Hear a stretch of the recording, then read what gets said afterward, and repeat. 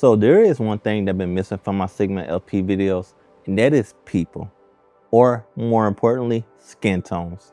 So back in May, me and my friend Ryan was on University of Michigan campus, and I finally had the chance to use my vintage lenses on somebody so I could see how their skin tones look.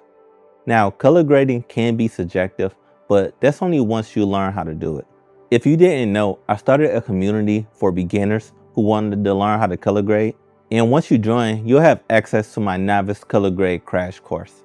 Most of the perks are still the same except one. When we hit 100 members, we will start a monthly competition for color grading, and the winner will win $400 as their prize, cash. This will be my way of giving back to everyone who supported me and everyone who still does, especially on this YouTube channel. So to join my community, it is $25 monthly. But as you see, you'll win that money back once the competition actually starts. So if you want to learn how to color grade without having to rely on LUTs, this community is for you, and I'll see you on the inside. So to be honest, nothing changed my opinion about the last video I did about the Canon FD 35mm f2.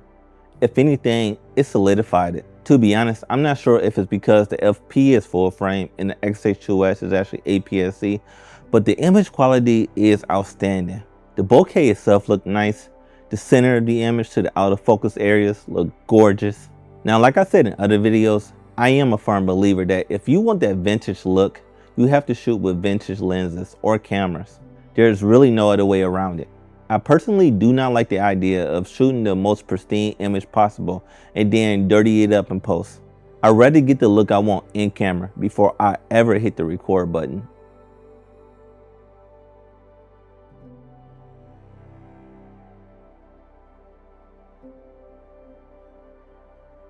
Now to be honest, I really feel this way about anamorphic lenses and mods as well, but I do understand why cinematographers want to use certain lenses and give it that certain characteristic. Now the Canon FD 35mm f2 is one of the few FD lenses that does have some similar optic characteristics to Canon's legendary K35 cinema lenses. Some of the characteristics are flaring, warm tones, low contrast, how the bokeh looks and pronounced, and a few others that I didn't mention. I've been using the 35mm FD for a lot of my test shots that you've been seeing on my channel when I'm talking about the Sigma FP, and I do understand why this lens is so popular. Most of the characteristics of this lens I already mentioned, but one thing I didn't is the build quality.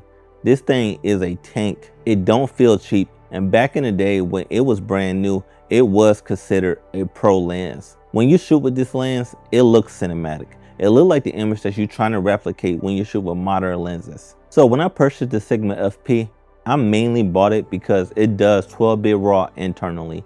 And I do have times when I enjoy the image quality out of my FP more than I do on my Fujifilm X-H2S.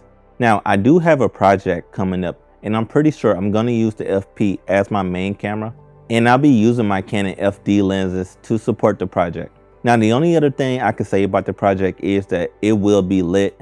I will be using my newer 300-watt light. I will be using my GVM 500-watt light, and maybe another if I really need it. So, in conclusion, we see a lot of people on YouTube who make us feel like that we need the most modern lens with the most clinical look to shoot professionally. And I can tell you, that's not true. The Joker was shot on a bunch of different vintage lenses, so was the Joker 2. And a lot of movies in Hollywood, even till today, is shot on a bunch of different vintage lenses. They even used the Helios lens in the Batman movie, which only costs $100 to $150 depending where you get it from. The top tier pros in our industry use vintage lenses all the time, even rehoused. And a lot of times, that's what give our favorite movies their own personal look. So if it's good for the top tier professionals in our industry to use, vintage lenses are more than good enough for us to use in our personal projects and even our professional ones. So thank you to everyone who's been watching this video. And if you're new and you want to learn color grading, you should join my color grading 101 community. Right now, it only costs $25 for you to join.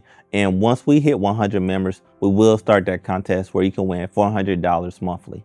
So if you have any questions, leave them down in the comment section, and I'll see you guys in the next one. Peace.